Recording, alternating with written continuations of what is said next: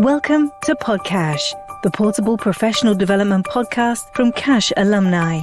Cash Alumni is the fastest growing association of professionals in care, health, and education, and we're happy to have you here. This is where you'll hear from specialists and experts from across our network. Here's what's coming up. We can be guilty in early years of giving parents false messages. Can't you been saying, oh yeah, it's been fine? How is that useful? Because actually that child has not been fine. If there has been some challenging things happening, then the parents need to know. Let's jump in to this week's episode. I am very excited that we're getting to do a catch-up again. It's been a little while since we've had the chance to chat. I know who you are, but just in case there are people listening to this podcast who did not get to listen to the last episode that we did, can you tell us who you are and a little bit about you? Of course, yeah. So absolutely privileged to be back. So I'm Lucy Lewin. I'm the founder of a 85 place day nursery as well as the Profitable Nursery Academy.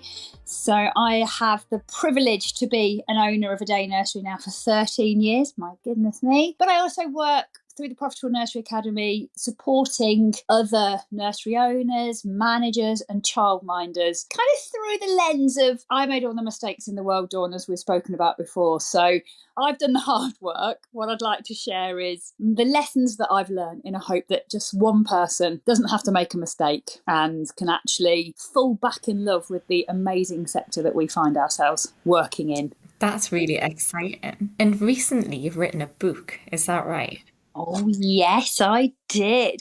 You know what? It was kind of the musings, like the things that go through my mind all the time. I'm a huge advocate for a strengths-based approach. And what I mean by that is working with the things that we're naturally, talentedly good at. I really believe that that's really unlocking human potential. We work in an industry, in a sector that is hugely draining, I suppose is the easiest word to understand, on our emotions, our well-being, physically. And for me, having the opportunity to do what you do innately well, what you are naturally talented to do, and bringing up and showing up with that every single day is far more enlightening, I believe, than turning up every day and having to go against your innate talent. So yeah, I just think what an amazing place it would be if we could all start doing things from naturally what we're good at. That's exciting. So how do you facilitate that in an environment which is, by its very nature, chaos? Well, you find the strengths that you've got in that chaos. That's a really good question. I think for me, first of all, it's your journey of self-discovery. So it's really understanding what is it about me that I do, that I love. What am I doing when time escapes me, when I could sit and just find so much pleasure and joy from what it is I'm doing. It's been fascinating to watch other people as well go on this journey with me. And it can be down to interesting things. So a great story is around two people that work for me. And one had really bad dermatitis on her hands. And the other one randomly had a really bad gag reflex. So one hated doing nappies and one hated washing up. Yet, because they were team players and they thought they were doing the right thing, there they are gagging away and making their hands red raw. And it was only when we had this conversation around, tell me what you love. And the one with the sore hands, Emma, she turned to me and she said, I actually love that time that you get in the nappy changing area where you're not rushing, you are involved and deeply connecting with a child at a time where that child might feel vulnerable, but you're there as that comfort, that safe space, talking to them, eye contact, really enjoying that moment. And I remember her explaining it just like that and watching the look on the other girl's face like, oh my word, no, it's like the worst thing in the world. Like, I'm gagging, I'm trying to smile at them. And so the two of them had that. And then that's when I turned to them and said, well, come on, tell me something you hate. She went, well, whilst I don't mind changing nappies, she said, oh my God, hand washing, even with a pair of marigolds on. She said, my hands are sore.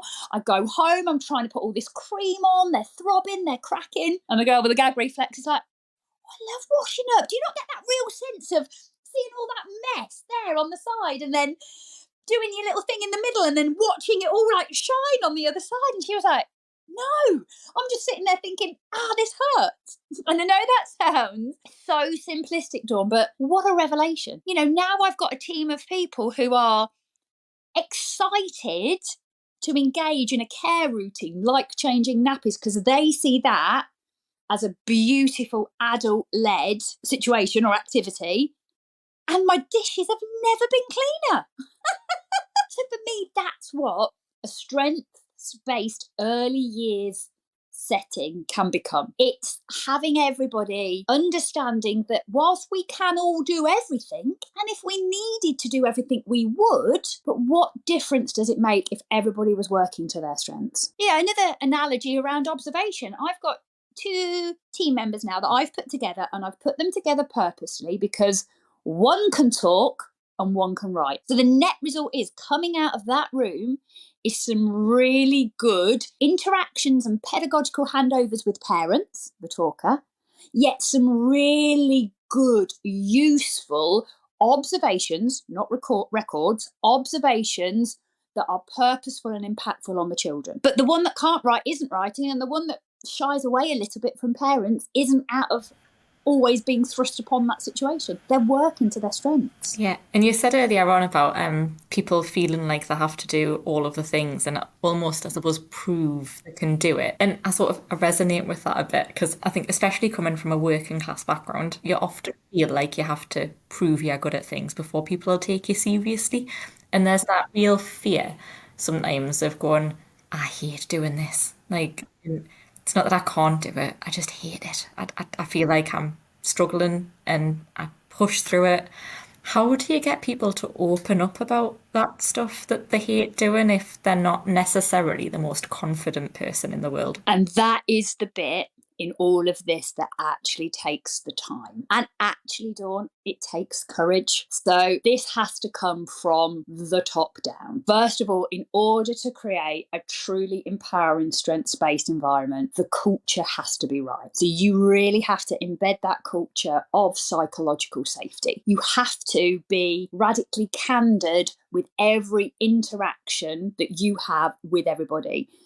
What I mean by that is you have to care personally enough to challenge people directly. This isn't kind of a group of cheerleaders going around, constantly oblivious to all of the bad things that are happening, marching on their positivity kind of march. This is a group of people who are committed to each other. They are on a journey of getting it right, not being right, and actually understanding that if I say, my strength is this, then that's not me saying I'm unprepared to work as a team. And actually, the system that you need as a leader in all of that is a really open and honest performance reviewing culture. Because what you cannot have is people that are not performing or that don't understand what is expected of them. There's that saying in the military, isn't it, that if you walk past something that is below standard and you let it happen, you've just created a new standard. It is that becoming confident in the uncomfortable feeling of growth. On the inside, when you are living it, it's messy. Like, you said, like, how do you do that in an environment that is chaotic? Well, you have to be present. You have to really not focus, not be in a rush to get to the next thing, and truly and honestly understand and believe that what you're doing is for the greater good. And it's not easy, like I said, this is not this kind of Zen place where you're walking and everybody is kind of, at one with their inner self. It's quite the opposite. This is an environment where people are vulnerable in a way that they are turning up their most authentic self. I've underpinned it with my well-being strategy, in that we really spoke in depth about, if you're coming in, you're only at 90% for a day, share that with your team. If you're getting below 70% of your whole self, I'm going to ask you to take some time off. I'm not saying you can't work. I'm just saying that in order for you to show up the best version of yourself, you need to go home and recharge. Go walk in nature, go read a book, take a couple of days off, go and do something that you love, and then come back when you're ready. Now, that might sound crazy in this kind of recruitment, retention, staffing crisis that we're being told to believe that we live in. But actually, I believe in having that real proactive attitude towards supporting the team's well-being. And it's all interlinked, isn't it? If you're turning up every day and you've got an opportunity to work in your strengths, you're going to go home feeling fulfilled. You're going to go home feeling like you've had a good day. And actually then what happens is those days where you've maybe had to come out of your strengths and do some of the things that you're not innately good at because for whatever reason, it's okay, because you know that that's not going to be the same tomorrow. And even if it is the same tomorrow, it's not going to always be like that. And I think it comes down to communicate, having that understanding that if I'm okay, you're okay. And again, this comes from management down. What I often see are managers who are frazzled because what they believe is the right thing to do in their role is to take their team's bag of worries. Literally they go, oh, I've got an open door, please come in, dump it all on my desk, leave it there. Oh, you've got a problem, pop it there, add it to the rest. Oh, and they become like baggage handlers, don't they? And all of a sudden they're in their office and you can't see them for this metaphorical huge pile of everybody else's worries. What do they then do with them? They've then got an option of, they've either got to sit and solve everybody else's problem, or it all festers. And then when it festers, that's when those real big problems come. That's when morale dips. That's when it becomes a really negative culture, a negative workplace. And I think it's never usually the result of intention. Does that make sense? It does. And I think that idea that if people who have that, I'm one of those people who likes to think that if people have a problem, they can come and talk to us about it if they need to, that you've got to have the space to do something with it. Because if someone comes to you and they tell you their problems and then nothing happens because you're trying to balance all of the things, they're never going to come to you again because they don't believe that you can help them. Then what's the solution? What do they do with that problem then? Because you haven't been able to solve it, or you haven't bothered solving it because you've had to deal with all of those other things that are on your plate. So where do they go? What do they do with it? Do they just become demoralised and leave? And they do, and that's that whole quiet quitting, isn't it? They think to themselves, well, if nothing changes, nothing changes. And like you say, they don't speak out, maybe because they feel embarrassed that they spoke out and nothing happened. Because rather than them thinking, oh, hold on a minute, perhaps manager was super busy and had lots of other things on their mind, it's natural to be a little bit more egotistical and think, they didn't want to help me. I'm not worth it. I'm not valuable. I'm not important. When I would imagine in the majority of cases, it was the polar opposite. I'd imagine that the manager is also sitting at home saying, oh my goodness, that got in the way and I couldn't help. And now, like you said, you've now got two people who will not come back together for fear of putting out the other one, or putting on the other one. Whereas what's more effective is to, number one, as a manager, don't have an open door policy. It's okay to say, I've got work too, but have a system in place that facilitates where those good quality conversations can happen. And actually saying to people right at the very beginning of that conversation, what role would you like me to play? Do you want me to listen? Or do you want me to help you find a solution? Because sometimes, Dawn, we just need to vent. I have a rule, right? Every meeting that we have, we're allowed 5 minutes at the beginning to kind of chew the fat. That's 5 minutes when we can wallow in the state of the nation. And then for the remainder of the meeting, we're solution focused. I actually created this thing called the solution finder process. And it's about empowering people to think about what solutions might be. And actually, sometimes that journey is a self-discovery journey, and they go off with the framework, they work out a solution, they have to give me 3, they work out which one best fits on their own, and it's amazing. Other times, that needs input from that more knowledgeable other. And that can come from somebody, their team manager, their line manager, somebody even maybe outside of the organisation, but it's that space to go and find a solution without fear of that being a failure. Clever person doesn't know all the answers, they just know where to look. You know, quite often my team will say to me, how do you hold all this information in your head? It's never more than an internet search away. Don't think I'm walking around with this all in my head. What I've done is create my own either mental or actual physical systems to hold and retain the information. And I just draw on it then when I need it, rather than trying to hold it all. And you know, the best thing I've found, the most empowering thing as a leader that I've started to really champion is the phrase, I don't know about that. Rather than trying to be all things to all people and having all the answers, actually there's more credibility in me saying, I don't know. I don't know about that, but if you give me a minute, a day, a week, or whatever, I'll come back to you. Because that showcases learning. You know, that in itself is saying to my team, look what I can do. You know, and sometimes we do that journey together. I don't know about that, but look, come and sit here. Let's have a look and see if we can find some. I don't know about that, but my colleague over there, expert in that area, have a chat with them. I think networking in early years is imperative, but I don't think we utilise it to its full strength. Yeah. I think some of the things that you talk about, like, it's lovely sitting listening to you actually talking about them, and you can really feel that, like, support in the way that you talk about some of the things that you talk about. But if you saw them written down, I think a lot of people would find the base ideas terrifying. That idea that a manager is going to be really direct with you and tell you when you've done something that they don't like or that doesn't work in a setting, or that idea that they don't know the answer but they want to find it out with you, or that you have to find the solutions and explore them.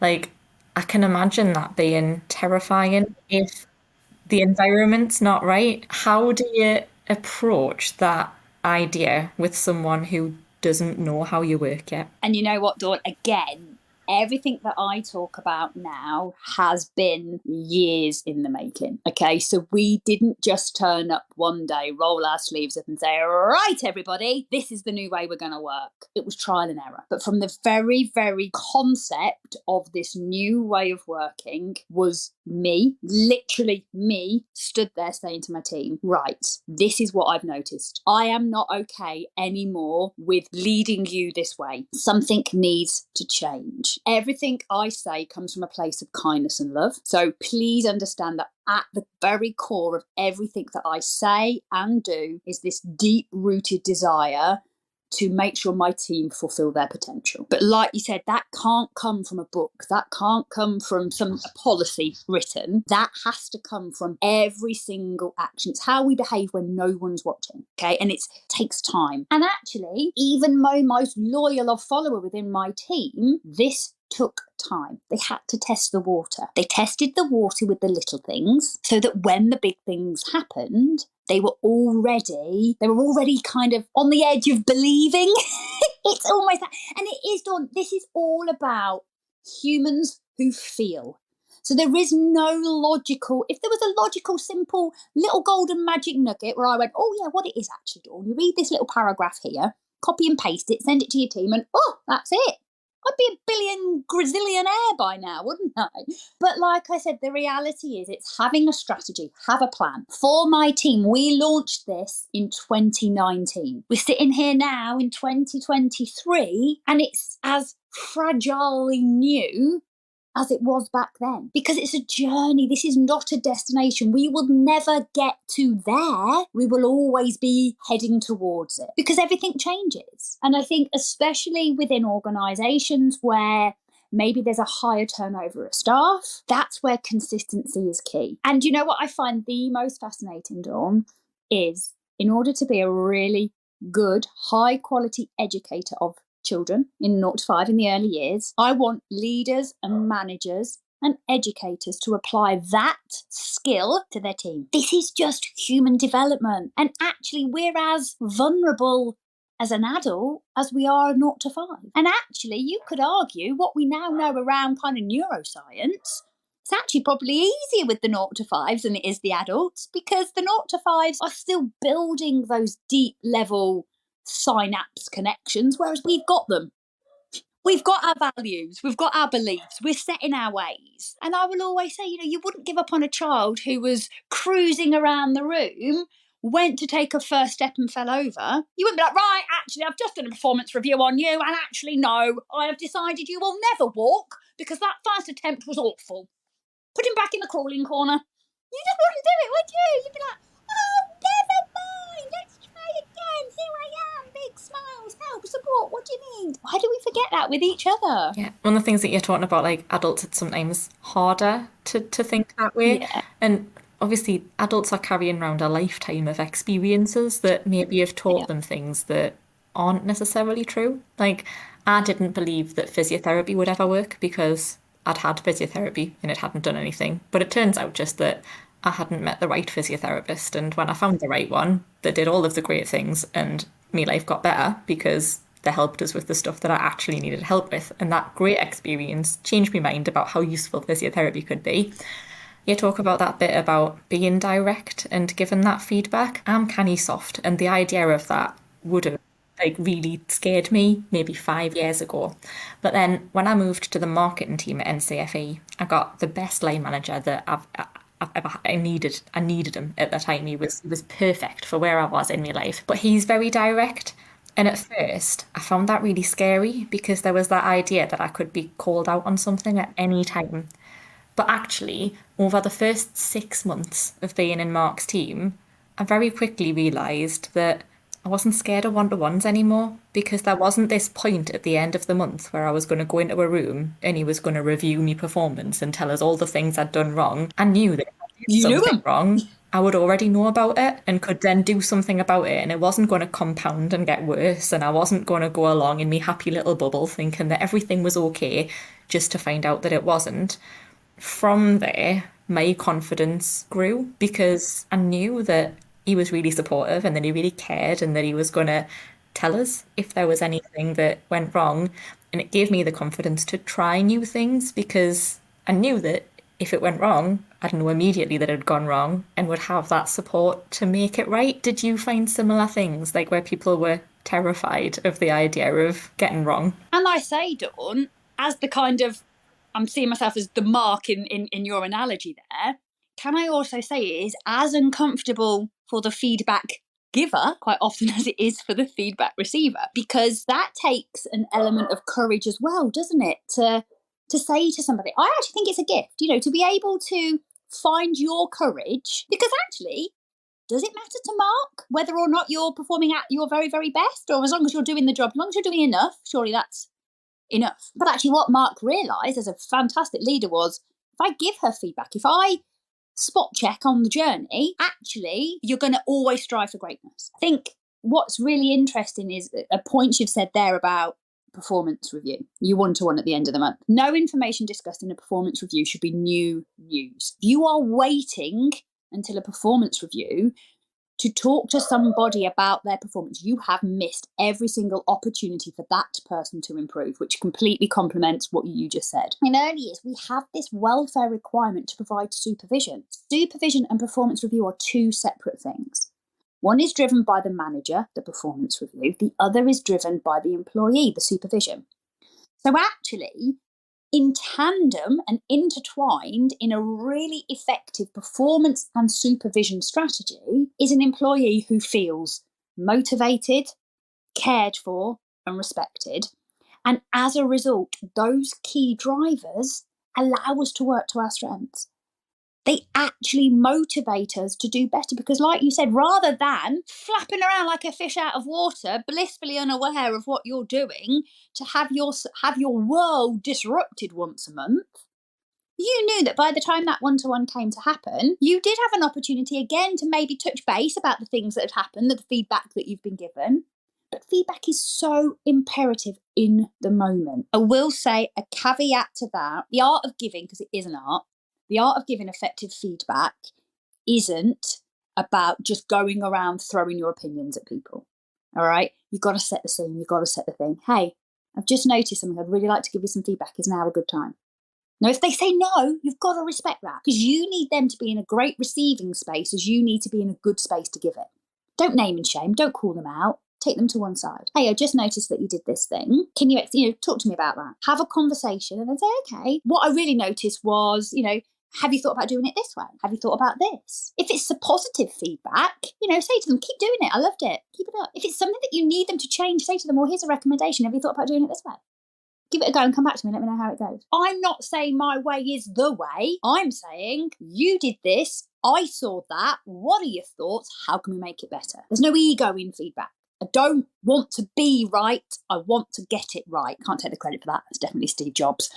But what a powerful place to work, where it's not about one person clambering up over everybody else to be at the top. It's about people holding out an arm, giving a shoulder, putting their hand out. What Mark did for you is what most of us do in early years with the children that we worked with.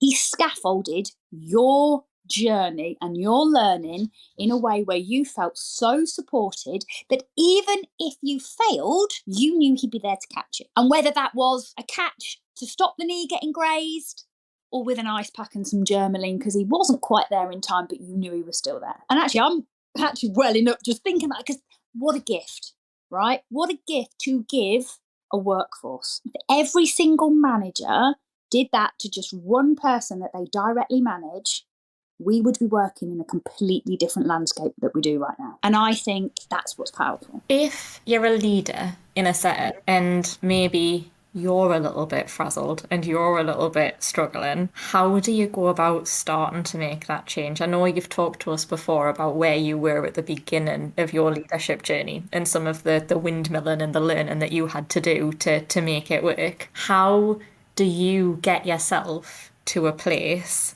where you have the brain space to be able to react in those ways to people that maybe at that point you feel should know better? Okay, so point one, this is going to take a lot of holding the mirror up, okay?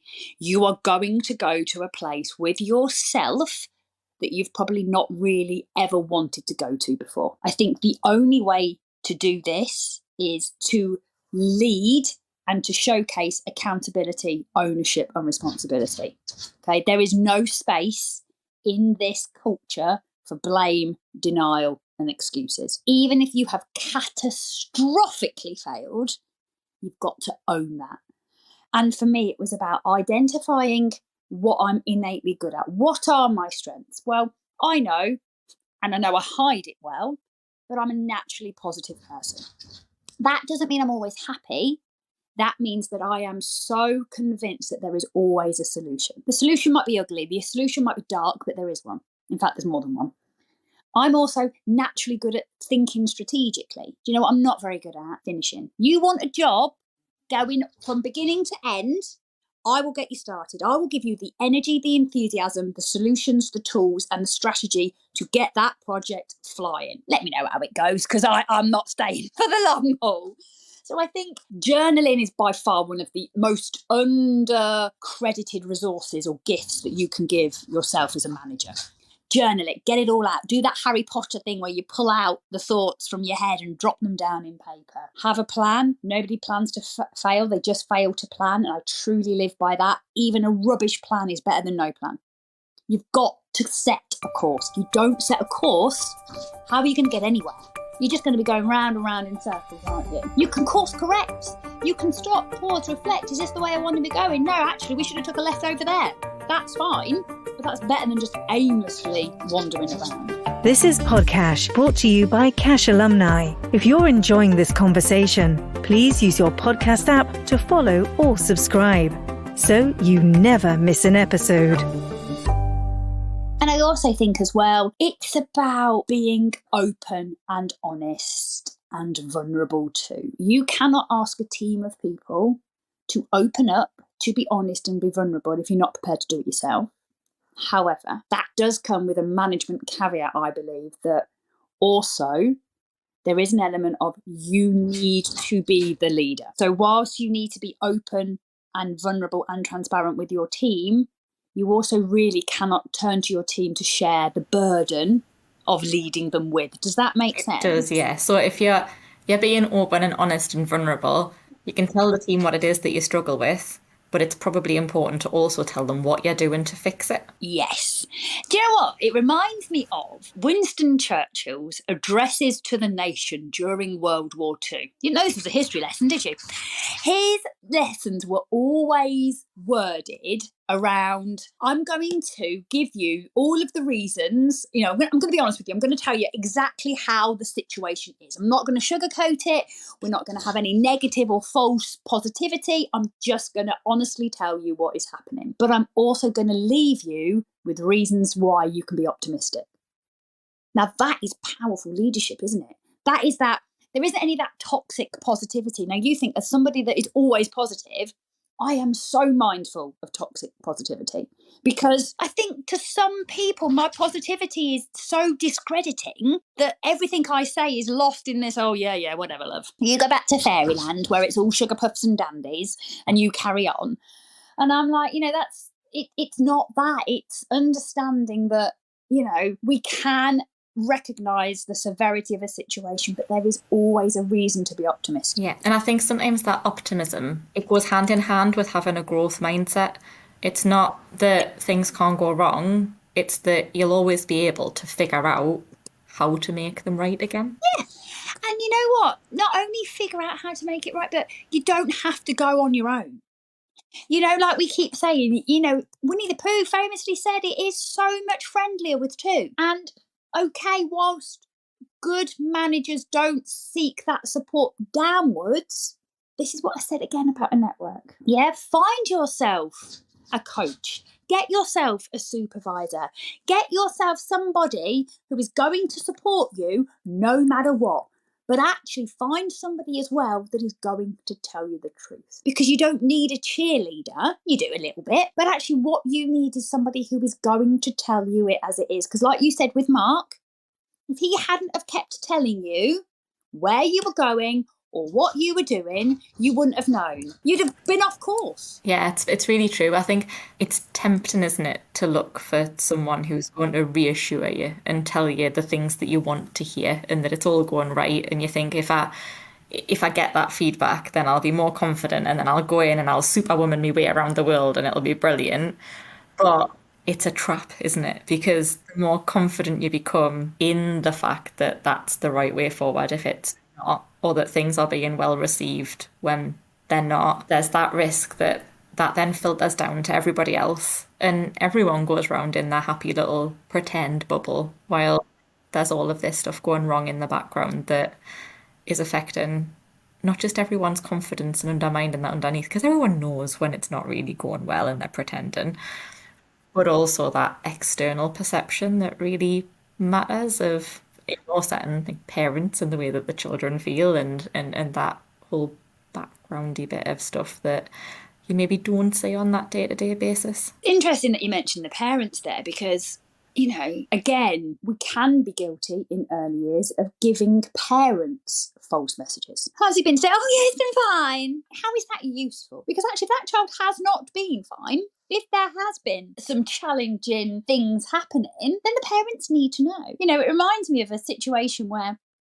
I heard about, a story where this child was in the baby room, and all the way through the baby room and the toddler room, every time the handover happened, her parents were always told, yeah, she's been fine, she's been fine, she's been fine. Gets to the preschool room. In the preschool room is this amazing educator who doesn't have an issue with having those courageous conversations with parents that will tell the parents just how the child's been. So by the time that the child got to the preschool room, the parents blamed something that had happened, because all of a sudden this parent was getting, well, actually this has happened and this has happened and this has happened. It had always been happening. The difference was it took one courageous educator to actually be honest, but then it undermined years of relationship building. And actually at the core of it was a child who, sounds a bit harsh, but was actually being failed by the educators. And that's why I believe, share something that the child's done that they've enjoyed, tell the parent something that they've learned, and let the parent know how they can extend that at home. That's useful. Anything else outside of that is a separate conversation for a separate time, because that doesn't need to be happening at the door. The world and the wife doesn't need to know that they've been running around today with the pants on their head and wouldn't listen. That's not okay, because nobody's going to want to hear feedback in an open environment, even parents, even the children, even us. We are all humans, and I think we forget that, don't we? Yeah, and I think that idea that parents need to know, I think I've never worked in an early years setting, and I am not a parent, but I have lots of friends who are parents, and I know that there is sometimes that frustration of, well, they're fine at nursery, but they're nightmares at home. It can really knock a parent's confidence if they think that actually it's just them that children are acting a certain way with or doing certain things with, or vice versa, where actually maybe they're fine at home, but they're really struggling at nursery. And knowing how things are going and the true picture of what's happening during that time, I suppose, not only can be helpful in making things better, but also supporting that parent to be the best parent that they can be. Absolutely. I think partnerships with parents is so underrated, but I think just in that sentence, Dawn, there are so many there's a podcast for about 10 different things you've just said in that one thing. There is that element around children having a safe space. So when they come to nursery, they may kind of hold in all of their feelings and emotions to fit in, so that when they get home, they do decenter, they do kind of let it all out. That's one thing. Maybe, we're talking about children now that have spent, some of them, half of their lives in social isolation because of the pandemic, really needing to understand how to navigate the world beyond like their intimate circle. So these are all life lessons though. But I think what has been magnified is I think the media plays a huge part in how parents present now. You are never more than a couple of clicks away from somebody living in a perfect life with a perfect child in a perfect world. Even if you don't realise it has a negative, it's like a pecking at you, isn't it? Constantly. And what I think is really sad is how many parents I see that are benchmarking themselves against these unrealistic expectations when actually they're phenomenal. And like you said, it's about really knowing your parents. It's back to growth mindset as well, is it? You don't get a book. You do not. That pack when you leave hospital with your baby is not the instruction manual. That is just loads of little tiny packets of fairy washing up liquid and all these wonderful things I think you're going to desperately need when you leave hospital. I think it would be better to have a packet of biscuits, a bag of tea bags, maybe a little bottle of wine. And I'm in no way equating parenthood and childcare with being a farmer, but I don't have children. And I used to struggle with things that maybe I wasn't good at, and I would, I can't do that. I'll leave it and I'll go away, and that's it done. When you're dealing with real life things, real life people, real life situations, humans, animals, grown-ups, children, human beings who have a will of their own, the thing that it tells you to do in the book doesn't necessarily work, and you have to fiddle with it and figure out why it's not working, and try and put yourself in the shoes of that other being to figure out why is the thing in the book not working, because the book says that this will work. What do I need to do to make it fit? Burn the book and go with your gut. That's what I'd say. And I love books. But that is so true, isn't it, Dawn? And I think that's where, as much as information and research and all of those things are wonderful tools, there are so many factors at play that influence whether that tool is right for you. Stay with farming, have you got the right tractor in the right field with the right seeds, with the right soil and the right climate? It takes a lot to grow a useful crop. It's the same with the children, isn't it? And that's that bit that we underestimate. And I think during the pandemic, where interactions with people, with real humans, the barefaced, no filter, no Snapchat, no 27 takes to get that one moment right, that's what's missing. That, again, it comes back to that vulnerability. Everybody's putting on a show. Everybody wants you to think that they've got it together. Everyone lives in those little boxes in Instagram where you see that shot of the things that have gone well, or you log on to LinkedIn and you see everybody's great news stories about how brilliant they are and all of the fabulous things that they're doing. And the reality is, yes, their moments, how much blood, sweat, tears, tantrums, stress, broken digestive systems have gone into. It reminds me, actually, somebody probably about a year or so ago now, kind of new to the childcare scene, asked me the question, what is it, Lucy? What is that thing that you do to kind of get the exposure? What was that magic thing that you signed up to? It's called longevity. Unfortunately, my quick fix result is one that will take years and years and years of consistency. Isn't something that comes naturally to me. So I have to find another way of being consistent that works with my strengths. So for me, it's about people. What do I love most? I love people. I love connecting. I love hearing about people. So for me to be consistent, I tag it into meeting people. If I've got something to achieve, I make sure that I do it via networks, via people, via human connection. Then I can sit at home and fill out a spreadsheet every single week because it's got one of my strengths at the end of it. That makes sense. How do you keep yourself motivated to do all of that stuff? Because it sounds great, but it also sounds like really hard, full-on work. Yeah, for me, it's called balance, but also it's about understanding that balance isn't 50-50. Okay? Balance looks to different people as different things. So the way I work, I almost work in surges. So you will get the best out. I always joke and say, right, you get the best out of me. Don't put a meeting in my diary before 10 o'clock in the morning. And as much as I always laugh and kind of bring a bit of kind of jovialness to that, I'm actually really, really sincere. You want the best version of me. I need to have done all of the things that I need to do so that I can show up 100% to that. I've got 5 children, 2 dogs, 2 cats. We have a very busy house here. I also like my house to be clean and tidy because it helps me focus with work. So actually, by not starting my working day till 10 o'clock, I've been able to put in place all of those things that I need to do. What I've realised is that I am a binge worker. So I would much rather do 2 at a push 3 long days and then have time to rest and recover than I would working 9 to 5, say. You say to me, Lucy, work 9 to 5 Monday to Friday, and I can guarantee you my brain shuts off. It's like it's going, nah, that's not what we do. But sit me at my desk from 6 in the morning till 7 at night and have to set a reminder on my phone to drink and go to the loo, I can get more done in that day than I could in a week. And it's about, again, this comes back to strengths. Finding what works for you. And then also, I know, again, that sounds great. I'm privileged to be the master of my own destiny. I have that flexibility to do that. But what I've also then tried to do is reflect that within my setting. So we're open 7:30 till 6. I had some real honest conversations with my team around that. There is no point putting some of those team on the 7:30 start. They just can't do it. They're going to be late. They're going to hate it. But get them in at 10 and let them finish at 6. They're loving it. Again, communication. Talk and ask. I think if a lasting remark is almost around, don't assume, ask, right? You want to work out what is best for that member of staff. You and your deputy can chew the fat on it for months on end, but unless you go and ask that person, you're never going to know. Same with parents. Do you want to know what your parents want and need or think about you? Ask them. Don't guess, ask them. Actively go out and seek feedback. We have a rolling feedback cycle where I created a QR code that links to a Microsoft form. Other forms are available. And we are forever seeking feedback from our parents. We don't just do it once or twice a year. We do it all the time.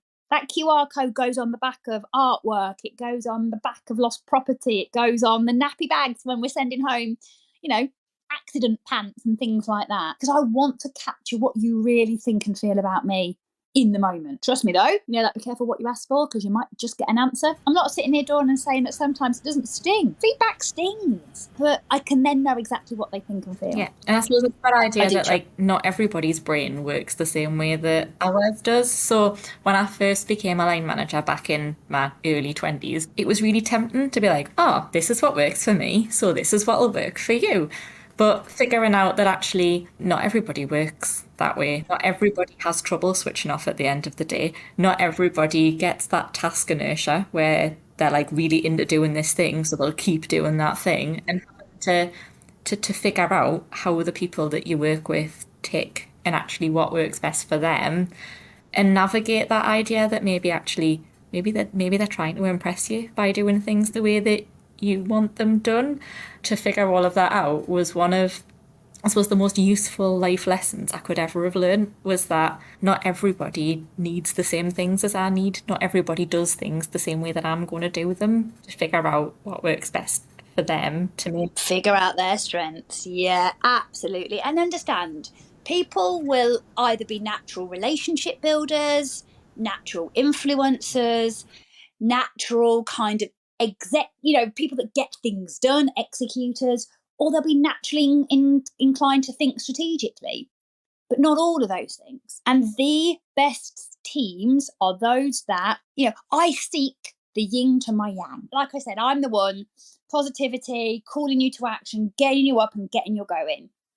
Kelsey, who runs my nursery today for me, the manager there, is by far 1,000,000 times better manager than I ever was. And that's because she leads with harmony. So whereas I'm gearing them all up, calling them to action, come on, we gotta go.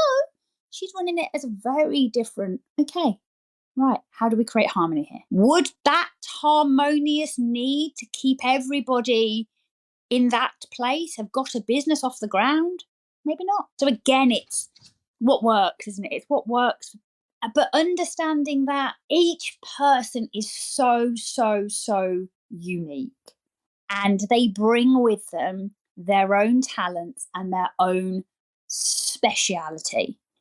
And it's by identifying that uniqueness and celebrating it, that's the game changer. I know Don Clifton, the founder of Strengths, famously quoted, imagine what we could do if instead of focusing on what was wrong with people, we focused on what was right. And I think that's it. We regularly have this little activity that we do where we write down all of the tasks on a Post-it note that we do in a day: nappy changing, story time, maths, all the things, clearing away, tidying up, writing observations. And we play a game of like love or loathe. And that's how we identify what at the moment is our current strength. Oh yeah, I love story time. Oh no, I hate it. Brilliant. You can do story time. Oh, I love tidying away. Oh no.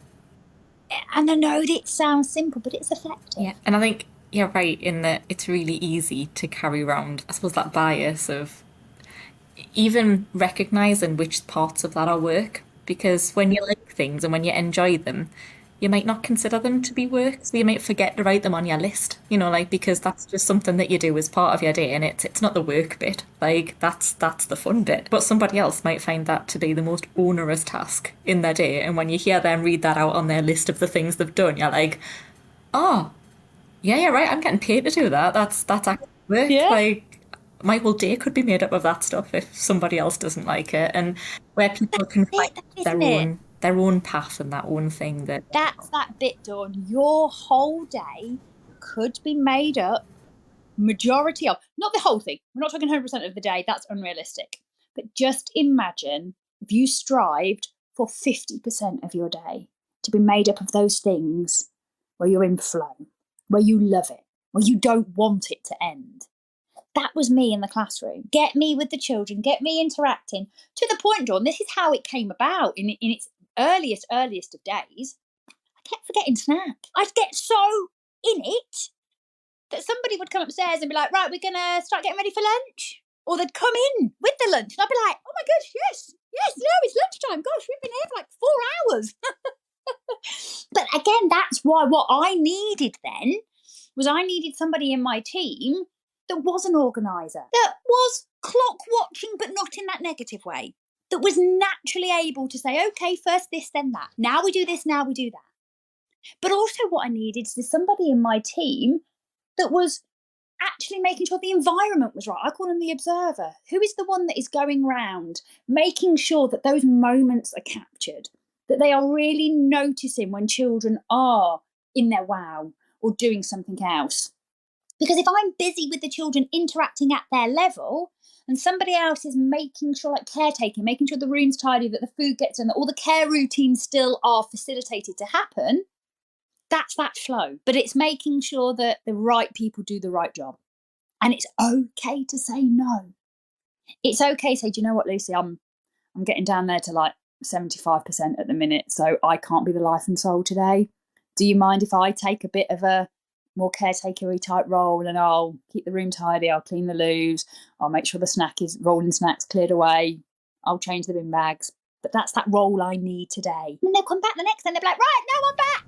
Right, come on, let's go on an adventure. That's great. And I think that sounds like a really magical place to be. Before we wrap up, can you tell me a little bit about the book? Book makes it sound like it's got lots of pages. I've designed it to be something that is read for people to read quickly. It's an introduction to how you can empower yourself to lead through the lens of strengths. It gets you to think about all of those things we've talked about today. So what are your strengths? How can I begin to talk about or even know what my strengths are? You've touched on it quite a few times today, and I don't know whether you're aware that you've said it, but strengths are innate. It's that thing that we do without even realising we're doing it. So how do you start to recognise something that is just who you are? So it could be leaning into a trusted friend or colleague, having somebody that you're going on this adventure with. And like I said, it is just designed to have a look at, have a quick read of. It's available on my website. It's free to download. Because actually, what's important for me is that people start to embrace this. Come on this journey with me. Let me know what it is that you're trying to achieve through the lens of strengths. That's amazing. What we'll do is we'll include all of the links to all of the things in the description for the episode. So if anybody does want to check out the book or come and find the website or have a look at the Academy or any of those things, they'll be able to click on the links when they've listened. Excellent. Is there anything that you wanted to say that you haven't had a chance to say yet? Oh my goodness, Dawn. I think with anything new, don't dip your toe in the water, feel it being a bit cold and then run away from it. You've either got to dive right in or you've just got to get in, get your shoulders under and go with it. None of this changes overnight. It is a commitment to wanting to improve yourself. It takes time. Thanks for listening to Podcash. If you enjoyed it, please follow or subscribe on your podcast app so you never miss an episode. You can also watch many of these conversations by heading over to cashalumni.org.uk and going to the CPD and best practice section of the site. That's cashalumni.org.uk.